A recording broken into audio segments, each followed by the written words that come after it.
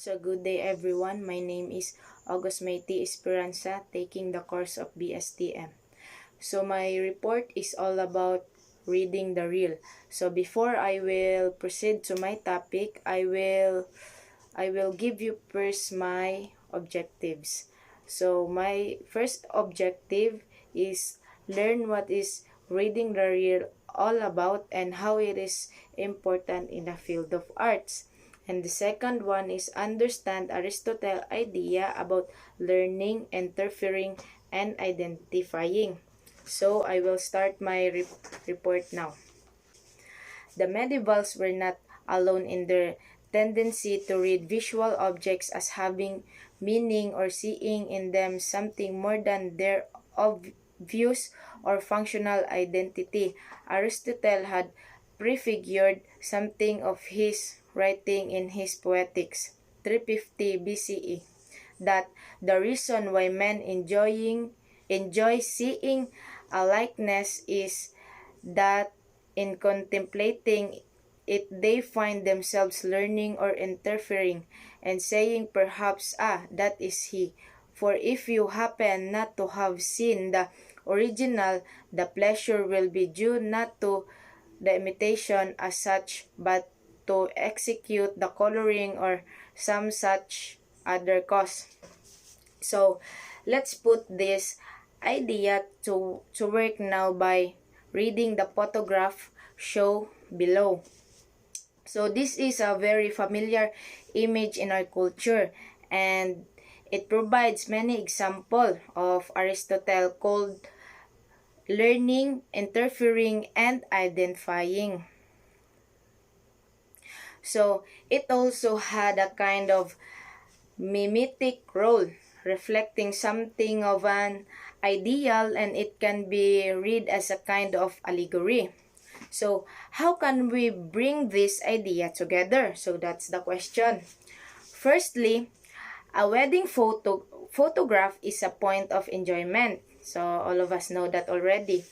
As an Aristotle would term it, because it provides pleasure for those involved and their friends and relations, the pleasure of that is he or she, because it memorializes the couple and the day.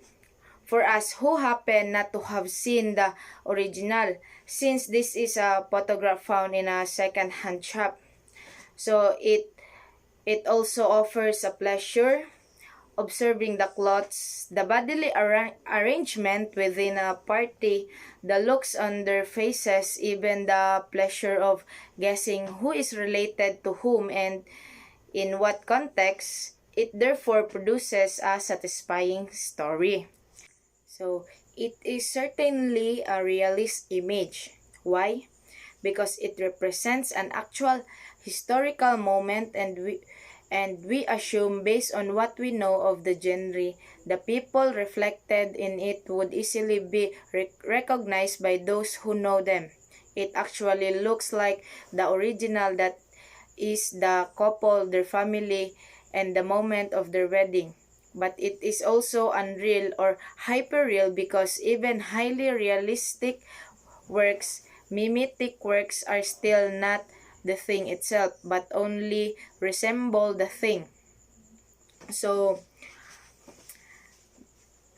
besides, few people look in every life as they do in their wedding photographs. The image is an ideal representation of them at their best and most polished. So the combination of real and not real shows how the photograph works mimetically or rhetorically by drawing attention away from the actual humdrum, everyday identity of the people shown there, and instead reflecting an ideal marriage, fidelity, and love. So Aristotle insisted that the pleasure of realist works is in learning, inferring, and identifying, and we can interpret the work following Erwin Manofsky model by deciphering it across three interpretative strata: its material structure, the factual meanings of the text, and its signs and specifics of its context. So in the case of this wedding photograph that is being shown below, the first stratum is easily deciphered. We can perceive an arrangement of lines and light in differently shaded and shaped black and particular configurations and spatial orientations. The second stratum is simply a reading of the conventional subject matter. In terms of recognizing the pure forms of particular objects with a social meaning, in this instance, we can identify the bride and her bridesmaid, the groom and her groomsmen, the drops, the carpet, and so on. We can also read the motifs, the flowers, the laces, the bodily postures, and identify in them something of the genre and narrative they convey. This also relatively simple process of deciphering because it doesn't require any literacies beyond everyday knowledge.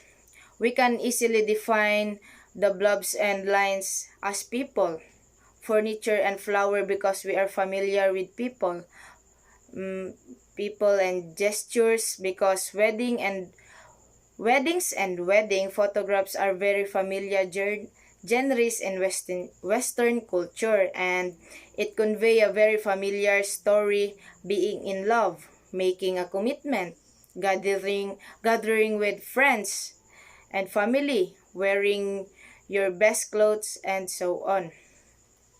The first two strata then are interpreted through things we already know. Neither requires any literacy beyond everyday knowledge that comes from the viewer's own history, so habitus. But this does not complete the interpretation of a visual image, either from Aristotle's point of view that is being discussed in my next slide. Is what is Aristotle's point of view? So Aristotle's point of view that we must learn from the allegorical Christian view that we must decipher the divine code in all things, or from contemporary cultural perspective, we insist that what we see is not necessarily what we get. So all of us know that already, that and we sometimes experience that, and therefore we needed to analyze and not just identify what we see.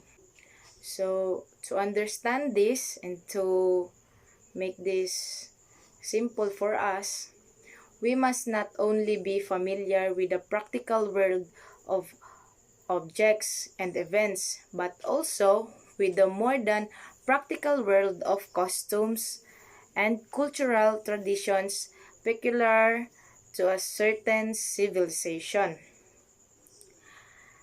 He goes on to explain it more particularly as an interpretative attitude, the basic attitude of a nation, a period, a class, a religious or philosophical persuasion, qualified by one personality and condensed into one work.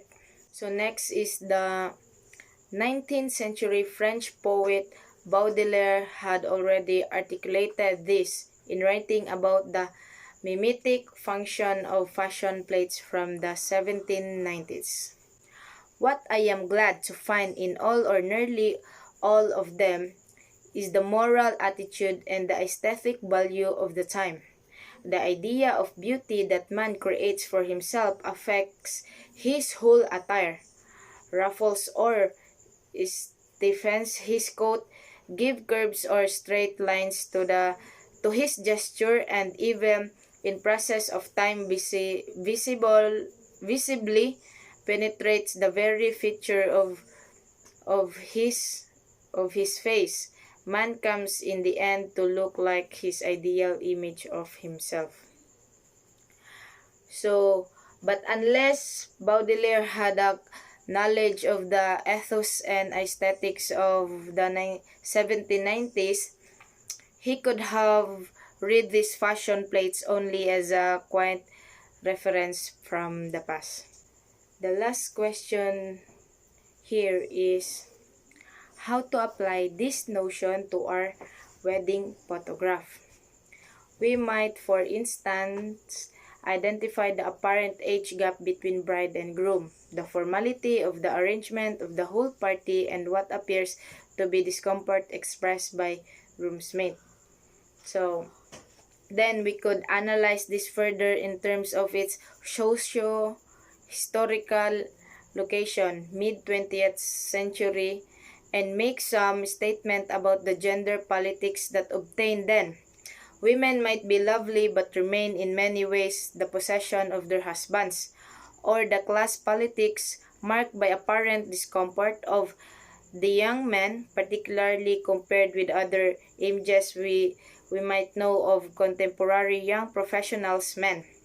In this way, we can move from an interpretation based on familiarity, which forms genres and narratives, to the application of literacies, which allows us to understand and critique the reality of what we are shown and what it is communicating. So that's all, and thank you for listening. So before I will end this discussion, so I would like you guys to answer the quiz that I prepared for me to know if you really understand my discussion. So here it is.